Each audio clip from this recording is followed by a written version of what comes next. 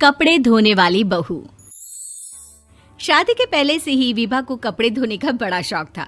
कभी नल के नीचे तो कभी तालाब के पास। अरे मेरी नीली वाली लुंगी नहीं दिख रही है। विभा की अम्मा, कहाँ रखी है लुंगी? अरे वो तो विभा ने परसों ही धोकर रखी थी आपकी अलमारी में, देखो वहीं होगी। वो ना मैंने आज धो दी, मुझे लगा कि गंदी हो गई होगी। अरे कैसे गंदी हो गई थी? उसे तो मैंने पहना भी नहीं। हे भगवान, इस लड़की के कपड़े धोने की आदत से परेशान हो गया हूँ मैं। जितना तो घर में राशन नहीं आता, उससे कहीं ज्यादा डिटर्जेंट पाउडर का खर्चा है। इसकी शादी करवा दो, शादी जाए अपने घर में ही करे काम, फिर चाहे घर के कपड़े धोने हो या पूरे गांव के। हाँ ठीक बोल रही हो, देखता हूँ मैं कोई लड़का। वो दिन भी आ जाता है जब विभा को देखने लड़के वाले आ जाते हैं। लड़की मुझे अच्छी लगी। होने वाली सास कहती है, बेटी अगर कुछ पूछना है तो पूछ लो। वैसे तो हमारी लड़की बहुत ही शर्मीली है, जो बोल दो वो मान लेती है, इसे क्या पूछना होगा। अरे कैसी बात कर रही हो माँ, मुझे इन लोगों के घर रहना है, सवाल तो कई है। हाँ हाँ बेटा, पूछ लो ना, क्या पूछना है। आप लोगों के घर कपड़े कौन धोता है? सास का मुंह बन जाता है। देखो, अगर तुम ये कहना चाहती हो कि तुम्हें कपड़े धोने नहीं आते तो सुन लो, कपड़े मैं ही धोती हूँ, लेकिन तुम्हारे आ जाने के बाद मैं रुमाल तक नहीं धोऊंगी। अरे चुप रहना भाग्यवान, बहू बेचारी घर आई नहीं, उसे डराना शुरू कर दिया। वो क्या है ना बिटिया, अभी तक तो ये कल्लू की माँ ही धोती थी, लेकिन अब तुम्हारे पापा तो दहेज में वॉशिंग मशीन देंगे ही। तभी विभा की माँ बोल पड़ती है, सवाल भी पूछा तो क्या। वैसे भाई साहब, मशीन की तो फिर भी कपड़े धोने की कैपेसिटी होती है। मतलब जो बिटिया दे रहे हैं ना विभा, इसे कपड़े धोने का बहुत शौक है। ये आप लोगों के क्या, आस पड़ोस गांव मोहल्ले सबके कपड़े धो दे और उफ तक ना करे। बाहर देखा नहीं आपने कितने कपड़े सूख रहे हैं? सब हमारी बिटिया ने ही तो धोए हैं। बस भी करो ना माँ, शर्म आ रही इतनी तारीफ सुनकर। और तो और एक दाग निकाल कर दिखाओ तो मान जाओ। हाँ अच्छा, माफ करना बेटा, मैंने गलत समझा। हमें तो रिश्ता बहुत पसंद है। और ऐसे जुड़ जाता है रिश्ता कपड़े धोने का शौक रखने वाली विभा का। उसकी शादी हो जाती है कोयला फैक्ट्री में काम करने वाले कल्लू के साथ। शादी के बाद अचानक विभा चिल्लाती हुई सास के पास आती है। सासू माँ, अरे सासू माँ कहाँ है आप? ये तो धोखा है, धोखा दिया आप लोगों ने मुझे। इसे ससुर के चक्कर के बारे में पता चल गया। अरे तो उसमें तुझे क्यों धोखा मिला है? अरे नल में पानी नहीं आता, कपड़े कैसे कब धुलेंगे? अच्छा, तू पानी नहीं आ रहा उसकी बात कर रही है। तो आपने क्या सोचा? कुछ नहीं। अच्छा, तेरी माँ ने कहा था कि कपड़े धोने का शौक है तुझे, याद आया मुझे।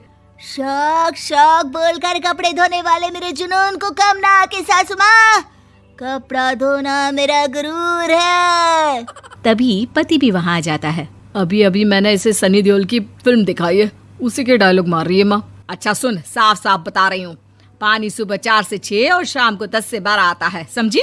विभा टाइमिंग सुनकर हैरान हो जाती है। ये क्या भूतों का मोहल्ला है?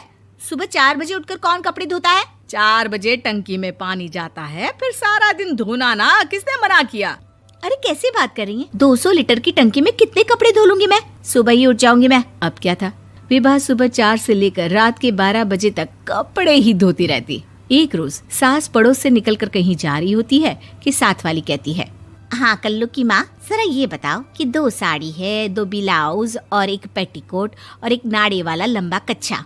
हाँ तो? अरे तो क्या, कितना लोगी धुलाई ये बताओ। धोबन दिख रहे हैं हम क्या?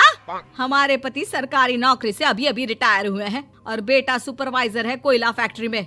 धोबन समझ रखा है हमें। हाय रे कल्लू की अम्मा, माफ कर दो, वो तो मोहल्ले में यही सब बता रहे थे कि तुमने बहू को कपड़ा धुलवाने के काम में लगा दिया है। सास को पड़ोसन की बात सुनकर गुस्सा आ जाता है। वो घर पहुंचती है जहां घर के बाहर ही इतने सारे कपड़े सूख रहे होते हैं जितने कि किसी धोबन के घर पर। अरे ओ कल्लू की दुल्हन, बाहर निकल। माँ जी यहीं आ जाओ, बाथरूम में चादर धो रहे हैं हम। अरे अभी हम धोते हैं, तुमको बाहर निकलो। ये आस पड़ोस वाले बोल रहे हैं कि हम बहू से कपड़े धुलवा कर उसे कपड़ा धोने वाली बना दिए हैं।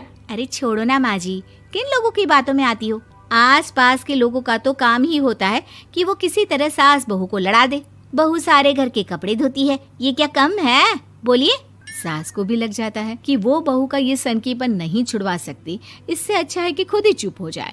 एक रोज सास और बहू मंदिर जाते हैं, जहाँ सास की साड़ी वहाँ खड़ी भीख मांगने वाली से मिलती है। माँ जी क्या बात है, आपकी साड़ी उस भिखारन से कितनी मिल रही है ना? हाँ हाँ देखो तो, दोनों की साड़ी मिल रही है। क्या बात है कल्लू की अम्मा, तुम खुद को तो अफसर की बीवी बताती हो और ऐसी सिंपल सी प्लेन साड़ी पहनकर घूमती हो। सिंपल और प्लेन नहीं है ये साड़ी। तो क्या सोने के धागे से फूल बने हैं?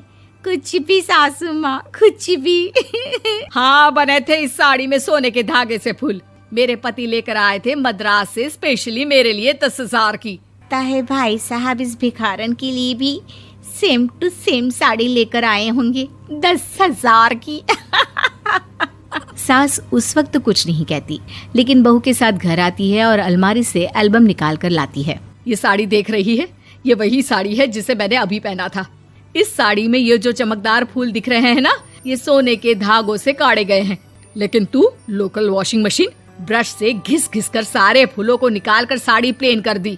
मुझे माफ कर दीजिए सासू माँ। और तो और, जब मैंने तुझे तेरी गलती के लिए कुछ नहीं कहा, लेकिन तूने तो सबके सामने मेरा मजाक ही बना दिया। क्यों? बहू को समझ में आ जाता है कि अब से उसका कपड़े धोना बंद।